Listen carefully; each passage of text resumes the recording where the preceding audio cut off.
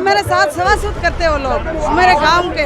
पानी की व्यवस्था नहीं है, नल की व्यवस्था नहीं है, रोड की व्यवस्था नहीं है, घर मकान की व्यवस्था नहीं है। देखो सरकार थोड़ी ऊंचा सुनती है, थोड़ा बैरी है, उसको जगाने के लिए आज ये जो सब इन जातियों को गुमराह करते हैं, शराब वगैरह देकर किसी भी तरह इनको गुमराह कर वोट ले लेते हैं और वोट जीतने के बाद सत्ता में आने के बाद इन बस्तियों की तरफ मुड़कर भी नहीं देखते हैं। नमस्कार, आप देख रहे हैं TNI आवाज और तस्नीम टीवी और इस वक्त हम मौजूद हैं शहीद स्मारक पर और मैं हूं पलक गुप्ता। यहाँ पर हमारे साथ बहुत से लोग इस वक्त आप देख रहे होंगे, मेरे आसपास तमाम बहुत सी भीड़ मौजूद है। ये अपनी समस्याओं को लेकर सरकार के खिलाफ यहाँ पर धरना प्रदर्शन कर रहे हैं। आप देख रहे हैं किस तरह से यहाँ पर लोग मौजूद हैं और किस तरह से यहाँ पर धरना चल रहा है कि आखिर क्या समस्याएं हैं इनकी और क्यों ये यहाँ पर मौजूद है, इन्हीं से जानते हैं। यहाँ पर इसलिए आए कि हमारी घुमंतु जाति 52 जाति है, हमारे लिए राज्य सरकार कोई भी सुविधा नहीं करती है। हमारे बाप दादाओं के रिवाज से हम जो ज़मीन पर रहते उन ज़मीन को चारा भूमि का नाम दे देते, खेल कूद के चौगान का नाम दे देते, बच्चों के स्कूल के लिए नाम दे देते। हम बरसों से बैठे रहते, हमको कोई भी सरकार की ओर से कोई भी सुविधा नहीं मिलती है। धन्यवाद। हमारे जो झाड़ू का धंधा हम करते हैं वहाँ पे कोई झाड़ू बराबर से हमको धंधा नहीं करने देते। अगर सिटी में चले जाते तो वहाँ पे भी हमको सरकार वाले हटाने लग जाते और गांव में भी वही करते।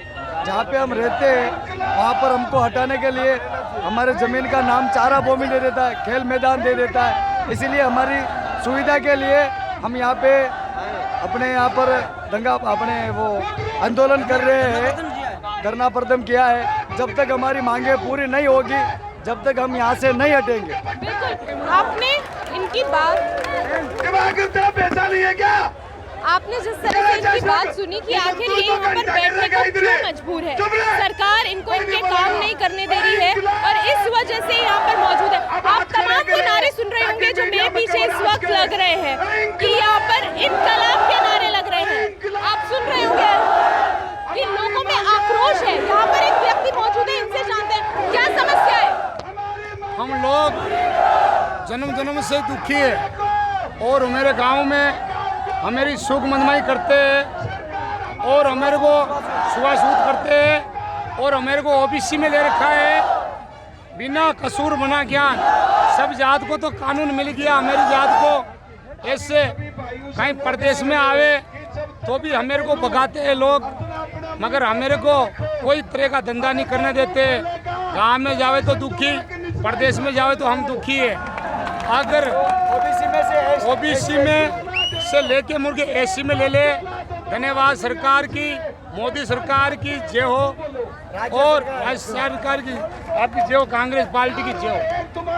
यहाँ पर क्या कुछ इनकी समस्या और परेशानी है ये जानते हैं कि आखिर क्यों यहाँ पर इकट्ठे हुए हैं। यहाँ पर ये लोग तमाम जो लोग हैं आप देख रहे होंगे मेरे पीछे भी, यहाँ पर तमाम लोग मौजूद हैं। इस तरह की भीड़ मेरे पीछे यहाँ मौजूद है कि आखिर सरकार के खिलाफ इतना जो आक्रोश है वो क्यों, घुमंतु जाति के लिए आखिर क्यों वो छुआछूत की सारी चीजें करी जाती है, क्यों सरकार नहीं सुन रही है। हाँ जी बताएं। जैसे मैं विकलांग हूँ, मैं रहने के लिए प्लॉट नहीं है, नहीं जगह देंगे। हमारा जेडी वाले तोड़ दिया, ये बात है। मैं अच्छा, मैं कुछ नहीं कर सकता, ये बात है। मैं कोई काम धंधा भी नहीं करता फिलहाल, तो मैं लिए जगह दिले गए। अच्छा, सरकार से क्या कहना चाहते हो?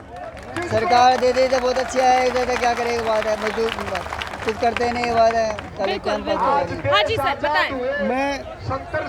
मेरा नाम दिलीप सिपेरा है। मैं जो ये धरना प्रदर्शन चल रहा है घुमंतु जाति परिषद से, मैं युवा प्रदेश अध्यक्ष पद हूँ। और जैसे आज देश तो आज़ाद हो गया, लेकिन ये जो घुमंतु जातियाँ हैं, जो राजस्थान के अंदर लगभग 53-54 जातियाँ हैं जो एक गुलामी की जंजीरों में जी रही है, इनके पास सरकार से योजनाएं तो बन जाती है, लेकिन इनके सरकार की योजनाएं इनके धरातल तक नहीं पहुंचती। अधिकारीगण इनकी कोई सुध नहीं लेते हैं, क्योंकि ऐसे समझते हैं कि ये जातियां तो एक अशिक्षित जातियां हैं, कुछ समझती नहीं है, इसलिए अधिकारीगण भी हमारी तरफ कोई ध्यान नहीं देते हैं। मैं पहले मुद्दे की बात करूं तो जैसे जो बागरिया जाति है, इसके सामने जो भैरव सिंह शेखावत जी की सरकार थी, उसी सरकार से पहले तो इस जाति को ऐसी की श्रेणी में डाल रखा था, लेकिन कई अधिकारियों ने सुध नहीं ली और अधिकारियों की एक गलतियों के चलते हुए इस जाति को ओबीसी की श्रेणी में डाल दिया। जो ये जाति आज शिक्षा के क्षेत्र से और एक नौकरियों के क्षेत्र से बहुत ज़्यादा पिछड़ी हुई जनजाति है। इसी बागरिया जाति के अंदर आज किसी भी डिपार्टमेंट में कोई अधिकारी, पुलिस के अंदर किसी प्रकार की कोई छोटी सेकंड नंबर की मैं बात करूं तो जैसे सपेरा कालबेलिया जो समुदाय है उसको इधर पूर्वी राजस्थान के अंदर जैसे जयपुर है, सीकर है, अलवर है, धौलपुर है, इधर तो इस जाति को ओबीसी की श्रेणी में डाल रखा है। लेकिन पश्चिमी राजस्थान के अंदर इस जाति को एक ओबीसी की श्रेणी में डाल रखा है। जो एक इन जाति सपेरा कालबेलिया समुदाय इसके साथ एक बहुत बड़ी समस्या का सामना करना पड़ रहा है। और इन जातियों को जो यहाँ पूर्वी राजस्थान में जो सपेरा कालबेलिया जाति को जो योजनाएं मिल रही है वो उधर पश्चिमी राजस्थान के अंदर इन लोगों को नहीं मिल पा रही है। तीसरी जो हमारी जो मांग है एक जैसे आज ये जातियों के पास रहने के लिए आवास भी नहीं है। ये कच्ची बस्तियों में झोपड़ियाँ लगा कर रहती है। जो इन जैसे मुख्यमंत्री आवास है, प्रधानमंत्री आवास है, किसी भी योजना का इनको लाभ नहीं मिला है। आज अधिकारीगण भी इनके धरातल पर जाकर किसी प्रकार की नहीं देखते क्योंकि सरपंचगण, एमएलए गण, जो सांसद गण है, जब इनको वोटों की जरूरत पड़ती है तब इन जातियों को गुमराह करते हैं। शराब वगैरह देकर किसी भी तरह इनको गुमराह कर वोट ले लेते हैं और वोट जीतने के बाद, सत्ता में आने के बाद इन बस्तियों की तरफ मुड़ के भी नहीं देखते हैं क्योंकि ये जातियों को जब ये जाते हैं अपने अधिकारों के लिए जो एमएलए गण जो इन बस्तियों के अंदर जो वहाँ पर जो मांगे इनकी पूरी करने के लिए जो घोषणाएं करके आते हैं, जब जाते हैं तो वहाँ इनको बहुत ज़्यादा प्रताड़ित किया जाता है। और हमारे साथ यहाँ एक महिला भी मौजूद है, इनसे जानते हैं। हमारे साथ बागरिया समाज है, हम संतोषी बागरिया फरारा महादेव से झाड़ू बनाने वाले। हमारे साथ बहुत अत्याचार होता है। गांव के सरपंच ये झाड़ू बनाने वाले, हम गांव के सरपंच वाले हैं। सरपंच हमारी कोई सुनवाई नहीं करते। हमें गरीब लोगों का मकान वो हटा दिया जाता है। गांव का नौकरी भी नहीं दिया जाता है, स्कूल में भी नहीं पढ़ाया जाता है। कुछ भी हमारे क्या कहा जाता है? हमारे साथ सवासूद करते हैं वो लोग। हमारे गांव के पानी की व्यवस्था नहीं है, नल की व्यवस्था नहीं है, रोड की व्यवस्था नहीं है, घर मकान की व्यवस्था नहीं है, कुछ भी नहीं है। आप लोग रहते कहाँ पर है? खेती बाड़ी में हम ये राजस्थान में रहते हैं, फुटपाल पे रहते हैं। हमारे साथ बहुत परेशानी होती है। मजबूर होके हम भीख मांग के पेट भरते हैं। हम झाड़ू बना के पेट भरते हैं, खिलौना बेच के पेट भरते हैं, पर हमारे साथ कोई व्यवस्था नहीं करे।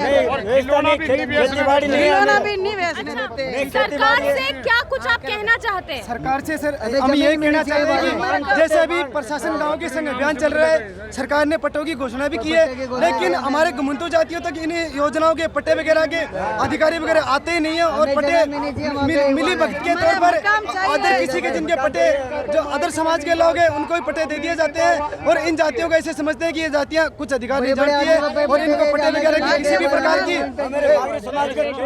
हमारे गांव में आगे आए आप बोले। हमारे गांव में समाज के न तो खेती बाड़ी है, मेरे बागरी समाज के खेती बाड़ी नहीं है, न कुआ है, न बाल बच्चे को कोई पढ़ा सिखा नहीं सिखा रहे हैं। हम गरीब लोग हैं, हम जाते हैं बहुत दूर श्रीनगर ले लद्दाख। अच्छा, क्या कुछ मांगे हैं? मांगे यही है, एक तो पट्टे की मांग है, एक जो बागरिया जाती है उसको ऐसी श्रेणी में लेने की बात है। जो एक कलाकारों के लिए सरकार ने कुछ इनको बेनिफिट नहीं मिला है। और जो पश्चिमी राजस्थान के अंदर है जो सपेरा कालबेलिया जाती है उसको ओबीसी के श्रेणी के अंदर डाल रखा है। और एक सरकार इन घुमंतु जातियों के लिए एक घुमंतु आयोग बनाया जिसमें इन जातियों की शुद्ध वह इनकी आवाज को बुलंद तरीके से सुना जाए। सरकार से हमारी 25 सूत्रीय मांगे हैं और हम 25 सूत्रीय मांगों को लेकर आज शहीद स्मारक पर गांधी जयंती के अवसर पर हमारे जो घुमंतु जातियों के जो लोकप्रिय प्रदेशाध्यक्ष है रतननाथ कालबेलिया जी, वो इन जातियों की 25 सूत्रीय मांगों की बेड़ा लेकर यहाँ बैठे हैं। यहाँ पर आज शहीद स्मारक पर ये धरना दिया जा रहा है। आप देख रहे होंगे कि लोगों में कितना आक्रोश और गुस्सा है इस वक्त कि सरकार से जो मांग की जा रही है वो मांग पूरी नहीं हो रही है। अधिकारी गांव में नहीं पहुंचते हैं, मांगों को पूरा नहीं किया जाता है, तो आखिर फिर देश के अधिकारी जो बड़े बड़े दावे करते हैं तो जनता आखिर इतनी परेशान क्यों है? जी, आपको सरकार से क्या कुछ कहना है? हमको कलाकारों को पट्टा दीजिए, कलाकार कॉलोनी के साथ जी। देखिए सर मैम, देश को आज़ाद हुए 75 साल हो गए और हम घुमंतु आज भी घुमंतु हैं। हम एक पत्रवाली के लिए भी दर दर की ठोकरें खाते हैं। सरकार जब तक हमारे इस मांग को पूरा पत्रवाली जब तक तैयार नहीं करेगी हमारे को, तो हमें किसी प्रकार की कोई सहायता नहीं मिलेगी। 75 साल के बावजूद एक जाति प्रमाण पत्र के लिए, एक पटवारी के लिए हमें दर दर की ठोकरें खाते। जब हमें घुमंतु माना जा रहा है तो हम कहाँ से उनको पुराना दस्तावेज देंगे? अंग्रेजों ने हमारे साथ अत्याचार किया, जो क्रिमिनल एक्टों में हमें डाला गया। आज भी सरकार हमारे साथ यही कर रही है। सरकार को अब तो सोचना चाहिए 75 साल बाद में हमें कब तक इस प्रकार से धरने प्रदर्शन कराएंगे, कब तक हमें मारा जाएगा?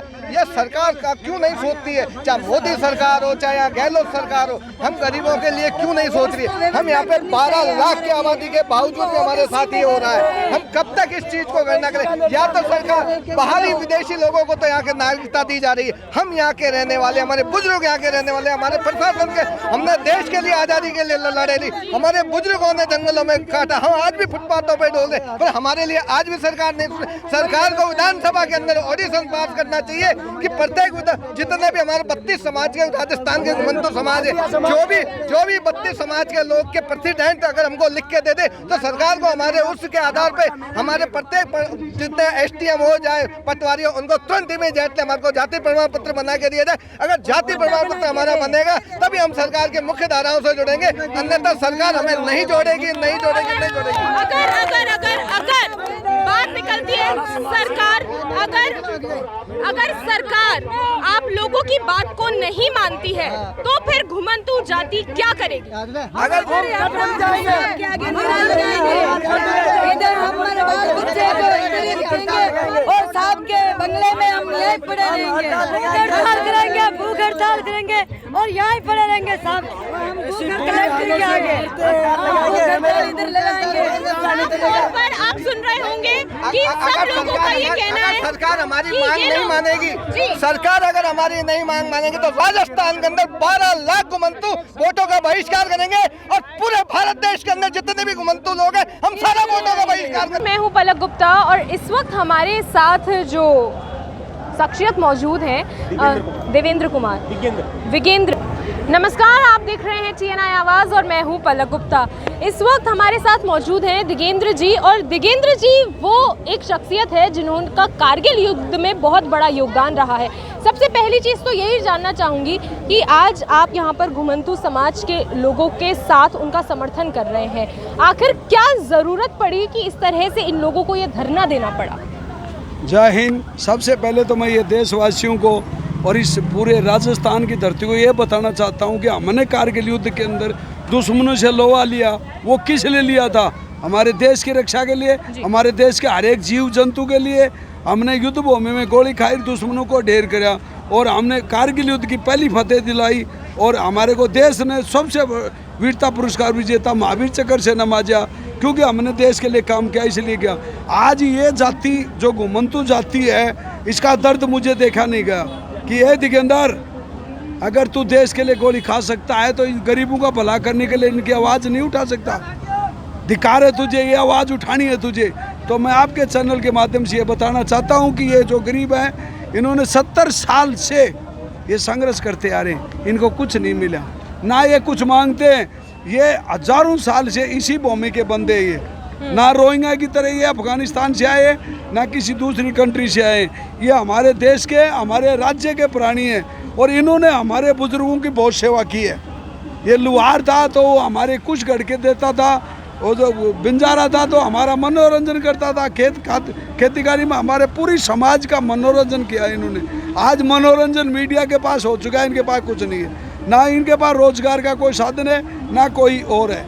तो मैं राज्य सरकार से, ये राज्य के सबसे बड़े चौकीदार माननीय मुख्यमंत्री श्री अशोक गहलोत जी से तहे दिल से रिक्वेस्ट करता हूं कि इनको पूरे 52 जातियों को BPL में किया जाए, इनको सभी को BPL में सम्मानित करके इनको पट्टा, इनको जगह रहने के लिए दिया जाए, तो इस राजस्थान की भूमि का उद्धार होगा। ये वीरों की भूमि है और इनकी जाति में बहुत वीर हुए हैं। लुहार जो महाराणा प्रताप के साथ युद्ध करते हुए वीर गति को प्राप्त हुए थे, उनके बच्चे आज दर की ठोकरें खा रहे हैं।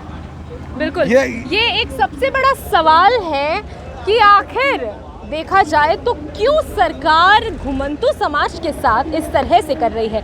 सरकार ने अगर देखा जाए, बहुत से लोगों से अभी मैं बात कर आई हूँ, तो लोगों का कहना है कि हमारे राज्य के मुख्यमंत्री का ये कहना था कि घुमंतु समाज को कभी किसी तरह की कोई समस्या नहीं आएगी, इनके साथ सरकार न्याय करेगी। तो आपको क्या लगता है कि आखिर सरकार इतना वक्त क्यों लगा रही है इन लोगों के साथ इस तरह से न्याय करने में? देखो, सरकार थोड़ी ऊंचा सुनती है, थोड़ा बैरी है। उसको जगाने के लिए आज ये जो यहाँ शहीद स्मारक पर बुलाया गया है, तो यहाँ जोर जोर के चिल्ला कह रहे हैं हमारी मांगे पूरी करो, हमारी मांगे पूरी। तो थोड़ा बहुत सरकार की कानों में भनक पड़ेगी तो वो जागेगी तो होशका इनकी 52 जातियों का उद्धार करेगी। और गहलोत तो एक ऐसा शख्सियत है जो जादूगर कहते हैं उनको, वो इन जातियों से बखूबी जानते हैं, बचपन से भी वो इन जातियों के संपर्क में रहे हुए हैं, क्यों जोधपुर के रहने वाले हैं और जोधपुर के आसपास में ये जाति बहुत ज़्यादा अधिक पाई जाती हैं। तो शायद मेरा अनुरोध है माननीय मुख्यमंत्री महोदय से कि इन जातियों की मांग को पूरा करेंगे। अगर सरकार इनकी मांग पूरी नहीं करती है तो लोगों का तो ये कहना है कि भूख हड़ताल पर बैठेंगे, सरकार की ईंट से ईंट बजा देंगे। आपके हिसाब से क्या करना चाहिए इनको अगर सरकार मांग पूरी नहीं करती है? देखो, सरकार मांग पूरी नहीं करती है ना, तो एक घुमंती जाति को रोड पे आकर के ने और इनसे ये कहना चाहिए या तो रोटी दे या गोली दे, या तो रोटी दे या गोली दे। हम गोली खाने के लिए तैयार हैं, नहीं तो हमारे को रोटी दे दे। है अंधाता, तू रोटी दे देगा। ये भूखे हैं और भूखा माँ बाप के पास नहीं रहोगा तो और किसके पास रहोगा? बिल्कुल, ये एक बहुत बड़ी बात जो इन्होंने यहाँ पर कही कि अगर सरकार मांग पूरी नहीं करेगी तो सिर्फ एक ही चीज़ हो सकती है, या तो सरकार इन्हें खाना दे या फिर सरकार इन्हें गोली दे। अब सरकार क्या न्याय करती है ये आगे आने वाला वक्त बताएगा। देखते रहिए CNN आवाज़। नमस्कार। गुलामी उन्हें मंजूर नहीं थी और आजादी को हम खोने नहीं देंगे।